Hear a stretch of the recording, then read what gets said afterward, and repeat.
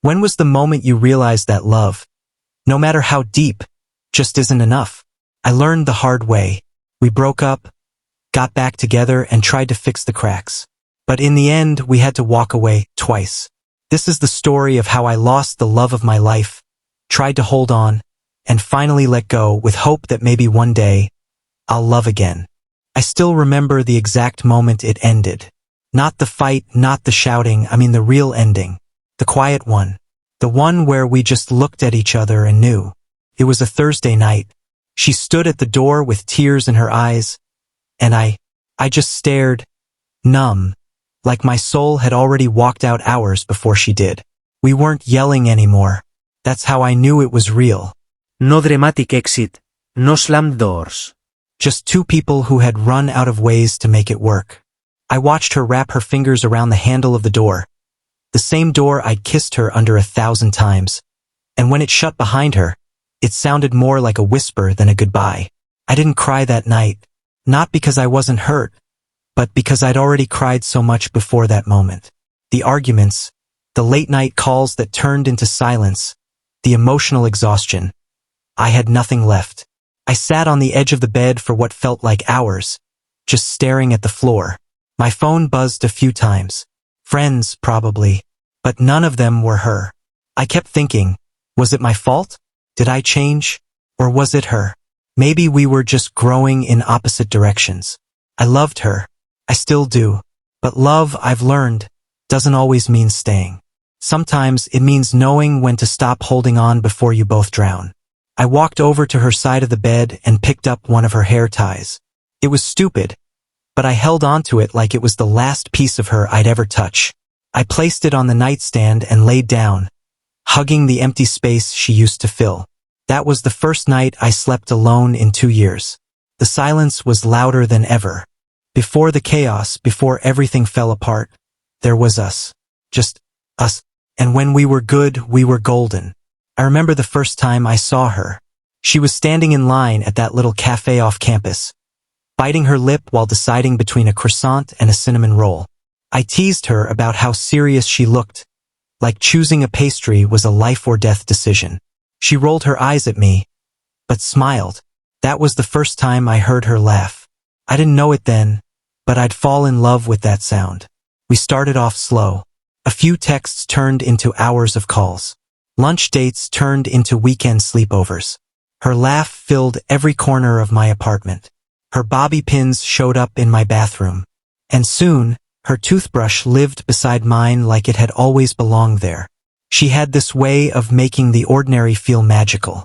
Sunday grocery shopping felt like an adventure. Even folding laundry with her was fun because she'd toss socks at me and pretend it was war. She brought chaos to my routine life, but it was the kind of chaos that made everything feel alive. People say the honeymoon phase fades. Maybe they're right. But with her, it didn't feel like a phase. Felt like home. Even our fights in the beginning were soft. We'd argue and then end up under the covers, whispering apologies between kisses. There was a time I thought, this is it. She's the one. I'll marry her. I pictured it. Her walking down the aisle, my hands shaking, her eyes locked on mine. It wasn't a fantasy. It was a plan. A future. Promise. But life doesn't always go as planned. And love, no matter how deep, sometimes just isn't enough. The first cracks didn't come loud. They came quietly, like a dripping tap in the middle of the night. Annoying, but easy to ignore, until the floor's soaked and you're drowning before you even realize it. It started with small things. She became quieter after our phone calls. Her texts, once filled with little hearts and random thoughts about her day, started shrinking into cold okays and late replies. I asked if she was okay, and she always said she was tired or busy. But I knew her too well. That wasn't the truth. I think I started changing too. I got busier with work, more distracted. I'd come home and scroll on my phone while she sat beside me, craving a piece of my attention. Some nights we were in the same room but miles apart. I guess we both stopped showing up for each other. Then came the fights. Not over big things, over dishes, over missed calls, over nothing, really. But they always felt so heavy, like we were both dragging unresolved emotions into every word we threw at each other. She'd cry and I'd shut down. That was my pattern. When things got overwhelming, I'd retreat instead of reaching out. I wish I had reached out more. She once said to me, "It feels like I'm loving you alone."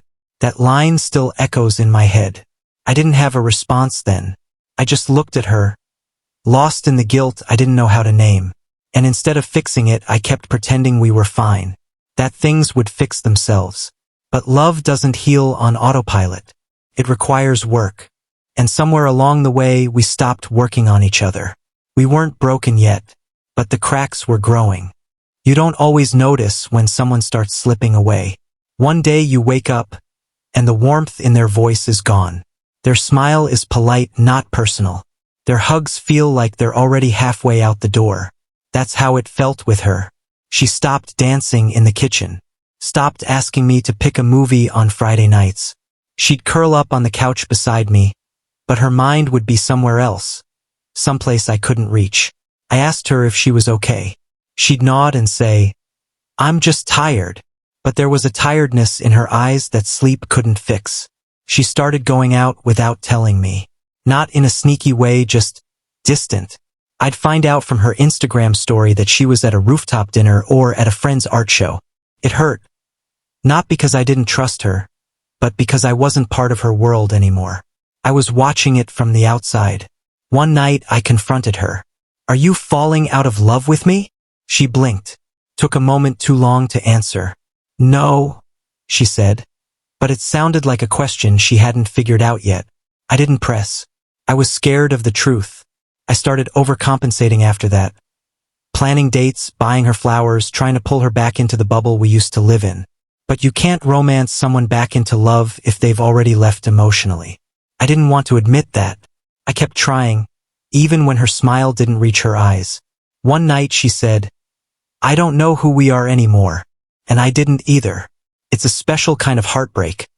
Watching someone you love fade into a stranger, and not being able to stop it. It happened on a rainy night. Of course it did. Like life wanted to match the storm inside us with one outside the windows. We were supposed to have dinner. Cooked. Her favorite jollof rice, fried plantain, grilled chicken. I even set the table, lit a candle. Cheesy, I know. But I was trying. I was still trying. She walked in an hour late. Makeup smeared, heels in hand, hair damp from the rain. She looked exhausted, and not just physically. It was like the weight of everything between us was etched into her face. "You could have texted," I said, trying to keep my voice steady. She sighed. "My phone died. I didn't think you'd wait." Didn't think I'd wait? That hit me like a slap. Of course I waited. I always waited. Even when she stopped choosing me, I kept choosing her. We ate in silence. Halfway through, she pushed her plate aside and whispered, "I can't keep pretending this is working." And just like that, everything I'd been denying hit me at once. "So that's it?" I asked. "You're done?" She didn't answer right away, just stared at the flickering candle like it might swallow the moment for us. Then she said, "I don't think we're happy anymore.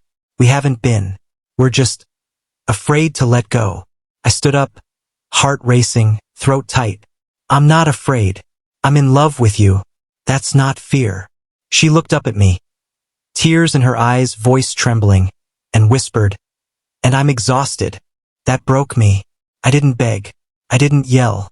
I just walked into the bedroom, shut the door, and sat on the floor like a man who just lost the only thing that ever made sense. She slept on the couch that night. The next morning, she was gone. You'd think when someone leaves, the world would feel louder, more chaotic, more unbearable. But no, what comes after a breakup isn't noise. It's silence, heavy, suffocating, eternal. The morning after she left, the apartment felt haunted. Her perfume still clung to the sheets. Her toothbrush still sat in the holder like it didn't know its owner was never coming back. Her earrings, those little gold hoops she loved, were still on the nightstand. I didn't touch them. Couldn't. I moved through the day like a ghost. I made coffee for 2 without thinking. Said I'm home to an empty room. Opened Instagram just to see if she posted something. Anything. She didn't. Everyone kept texting. "What happened? Are you okay? Talk to me." I ignored them all. I wasn't ready to say it out loud. She's gone. Nights were the worst. That's when her absence screamed the loudest. The bed felt like a canyon. I'd roll over, half asleep, expecting her warmth. But all I got was cold sheets and a colder reality. I started playing music at night just to drown out the silence. I replayed everything in my head, over and over. What if I had fought harder? What if I had listened more? What if I hadn't let the distance grow? Regret is a cruel companion. I kept expecting her to come back, to knock on the door, to say, I made a mistake. I even dreamed about it once. Woke up smiling, until I realized it was a lie my brain told me to survive. She was really gone, and I didn't know how to be myself without her. She was gone, but she never really left. I'd open the wardrobe, and there'd be one of her sweaters tucked in the corner.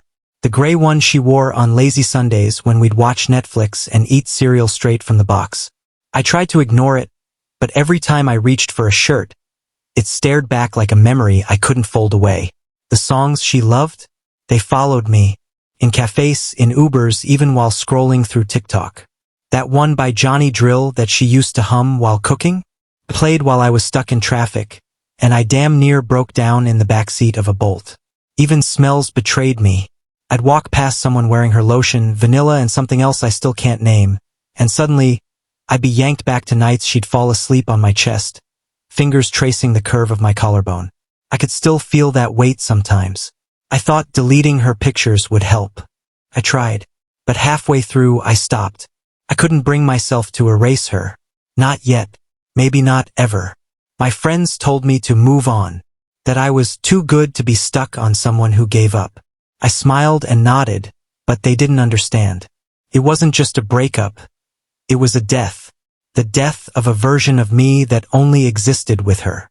And yet, even in all that pain, I held on to the tiniest hope that maybe, just maybe, she missed me too. That maybe I wasn't the only one haunted. Because if she still thought of me, then maybe this wasn't really over. It had been 3 weeks, 21 days without her voice, without her laugh, without knowing if she was okay, or if she even cared that I wasn't. I was at the mall, picking up something pointless just to get out of my head. That's when I saw her. She was at the bookstore, flipping through a hardcover, her hair pulled back the way she always did when she was trying to concentrate. She looked the same, beautiful, calm, like her world hadn't collapsed. My heart stopped. Not like a movie moment, there was no dramatic music or slow motion. Just me, frozen, staring, while the world kept moving around her. I almost walked away. I was scared. Scared of what seeing her might do to me. But my feet betrayed me. Hey! I said, voice cracking like an old record. She looked up. Her eyes widened just a little. Then she smiled, small, polite, distant. Hey! She said back. We stood there for a second too long. Strangers in familiar skin. I asked how she was. She said she was okay. She asked the same. I lied and said I was fine. The awkwardness sat heavy between us. I tried to joke about something, hoping she'd laugh, hoping I could make her remember us. She chuckled, barely. It didn't reach her eyes. Then I asked the question I knew I shouldn't. Do you ever miss it? Us? She paused. That pause told me everything. Sometimes, she said. But I think we needed to fall apart. I nodded, even though everything in me screamed no. She said she had to go. I watched her walk away, heart in pieces all over again. But I also realized something. She wasn't mine anymore. A week after I saw her at the bookstore, she texted me. Hey, can we talk? My heart did that dumb thing again, leaping before logic could catch it. I stared at the message for 10 minutes before replying. Then we met up, just like old times, at the quiet little cafe near her old apartment. She looked nervous. So did I. It felt like our first date again. Except this time, the air was thick with history and unspoken pain. We talked about everything, about how we broke, how we bruised each other without meaning to. She admitted she missed me, said some nights she reached for her phone to call me but stopped herself. I told her I never stopped thinking about her. that nothing felt right since she left. Then she said, "Do you think maybe we ended too soon?" Those words hit me like rain after a drought. We spent hours there just talking, laughing even. For a moment, I saw a flicker of what we used to be. That warm, messy, electric thing between us. When she reached for my hand across the table, I didn't pull away. We didn't kiss, but we hugged. And that hug said what words couldn't. We still care. For the next few weeks, we tried again, slowly. Calls at night. Lunches on Sundays. The occasional "I miss you" slipped into conversations. Friends asked questions. We told them, we're just seeing how it goes. But something was different. We were more careful. More cautious. Like we were walking on glass. Afraid of shattering what little we had left. There was love, yes. But there was also fear. And it followed us like a shadow. I wanted it to work. I really did. But some things, once broken, never feel whole again. Trying again felt like swimming upstream. Beautiful, but exhausting. We wanted it to work. God, we wanted it. But every conversation felt like a landmine. Every silence stretched a little too long. Every smile came with a question behind it. Are we okay? Or just pretending again? At first, we blamed the past. We're just healing. Then we blamed the timing. Maybe we're still not ready. Eventually, we had no excuses left. It just wasn't working. She'd cancel plans. I'd forget to check in. The calls became shorter, the texts less frequent. The fire we tried to reignite flickered until it was just smoke. One night, she said it. I don't think we can keep doing this. We were on my balcony. The same place where she used to lean on me and talk about dreams. Of travel, of writing, of a tiny house with a yellow front door. But that night, there were no dreams. Just a quiet acceptance that we'd run out of chances. I love you, I whispered. She looked at me, eyes glassy but calm. I love you too. But love isn't always enough. I didn't argue, 'cause deep down I knew she was right. We hugged for a long time. The kind of hug where two people say goodbye without saying the words. Then she left. Again. And this time, she didn't come back. I didn't cry that night. I just sat there on that balcony, watching the city breathe. My chest hurt like hell, but I let the pain in. Fully. Finally. Because this time it was really over. And maybe that's when healing begins, when you stop clinging to what could be, and accept what was. After she left the second time, something in me shifted. It wasn't like the first breakup. That one shattered me. This one, it emptied me. Quietly, gently, like a tide pulling back from the shore. I stopped checking her socials. Stopped reading old texts. I didn't delete them, though. I just didn't need to read them anymore. Her voice wasn't in my head the way it used to be. It was fading, still there, still familiar, but no longer haunting. I focused on little things. I cleaned the apartment. Took out the sweater she left behind and folded it into a box. Not to erase her, just to reclaim space. I started reading again. Joined a gym. Even went to a game night a friend invited me to. For the first time in months, I laughed. A real laugh. And in the middle of it, I realized I hadn't thought about her for hours. I wasn't better. Not yet. But I was healing. Some mornings were still hard. I'd wake up expecting her next to me, and the emptiness would feel fresh again. But the difference was, I didn't stay in bed. I got up. I lived. I started writing too. Nothing fancy. Just thoughts, memories, pain. I wrote about her. About us. About the version of love we had and the boy I was when I met her. And slowly, I saw how much I had changed. Grown. Hurt, yes. But grown. That's what heartbreak does. It breaks you open so you can rebuild. I wasn't ready for someone new. But for the first time, I believed. Maybe someday I would be. And when that day came, I wanted to meet them as someone whole. Not someone half empty from a love that didn't last. It happened on a rainy Thursday. I was running late, umbrella broken, socks soaked, and cursing everything when I ducked into a random bookstore for cover. Smelled like old pages and peace. I wandered around, more to kill time than anything else, until I bumped into her. Not her. Not my ex. Someone else. She dropped her book, laughed, and said, "Great way to introduce yourself." I apologized, picked it up, and handed it back. She smiled. It was warm, not earth-shattering like the one I used to chase, but something about it felt easy. We started talking. About the weather, the book she was reading, how she hated coffee but still hung out at cafes. Nothing deep, nothing dramatic, just normal. She didn't remind me of my ex, and that was the best part. She was her own person, her own presence. A fresh page. Before she left, she said, "You seem like someone who's been through it." I chuckled. "You have no idea." Then she said, "Well, I hope whoever broke you didn't keep all the good parts." That line stuck with me.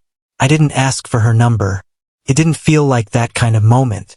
But for the first time since everything, I walked home without the weight. Without the ghost. Just a quiet, budding curiosity about what life could still offer. Later that night, I sat on the same balcony where we said goodbye. The city lights blinked below, and I realized I wasn't waiting anymore. Not for her. Not for the past to make sense. I was open to healing, to growth, to love when it came again in whatever form. Because even though we almost made it, the truth is I'm still here, and I'm finally ready to try again. Someday.